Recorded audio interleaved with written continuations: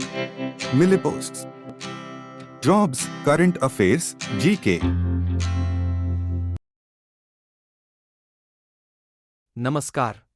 भारत बांग्लादेश गंगा जल संधि पर फिर से बातचीत करेंगे। भारत और बांग्लादेश ने 1996 में जिस गंगा जल संधि पर हस्ताक्षर किए थे, उस पर फिर से चर्चा होगी।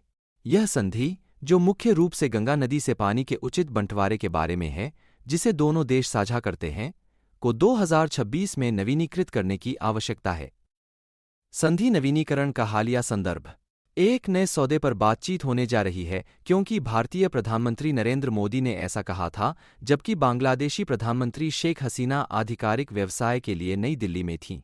नेताओं ने इस बारे में बातचीत शुरू करने का फैसला किया कि समझौते को कैसे नवीनीकृत किया जाए। वे जानते थे कि उन्हें नई समस्याओं से निपटने के लिए जल्दी से जल्दी काम करने की जरूरत है, जैसे कि जलवायु परिवर्तन से जल प्रवाह में कैसे बदलाव आता है। जलवायु संकट पर विचार। इस बात को लेकर चिंता बढ़ती जा रही है कि जलवायु समस्या किस तरह से गंगा के प्रवाह को बदल रही है। चरम मौसम, बारिश के बदलते रुझान और ग्लेशियरों के पिघलने के कारण पानी की उपलब्धता में बदलाव होता है। संधि के पुनर्निरीक्षण में यह एक महत्वपूर्ण मुद्दा है।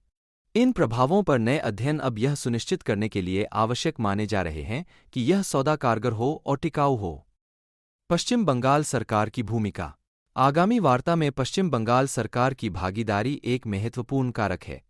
राज्य की मुख्यमंत्री ममता बनर्जी बहुत महत्वपूर्ण है, क्योंकि साझा जल संसाधनों के बारे में किसी भी विदेशी समझौते को राज्य द्वारा अनुमोदित किए जाने की आवश्यकता होती है। अतीत में तीस्ता नदी समझौते जैसी वार्ताएं रुकी हुई थीं, क्योंकि पश्चिम बंगाल सरकार उन्हें आगे नहीं बढ़ाना चाहती थी, क्योंकि उन्हें डर था कि इससे राज्य की जल आपूर्ति प्रभावित होगी। गंगा जल संधि के बारे में। समान जल बंटवारा। भारत और बांग्लादेश ने 1996 में गंगा जल संधि पर हस्ताक्षर किए। यह सुनिश्चित करता है कि सभी को पानी का बराबर हिस्सा मिले और सूखे के मौसम में एक देश इसे लेने से रोकता है।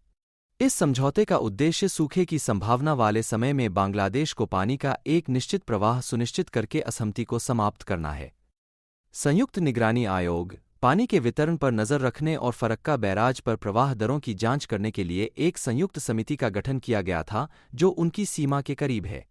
यह समूह यह सुनिश्चित करने के लिए प्रभारी है कि समझौते का पालन किया जाए और आने वाली किसी भी असहमति को सुलझाया जाए। दीर्घकालिक सहयोग। गंगा जल संधि दक्षिण एशिया में दीर्घकालिक नदी जल बंटवारे सहयोग का एक दुर्लभ उदाहरण है।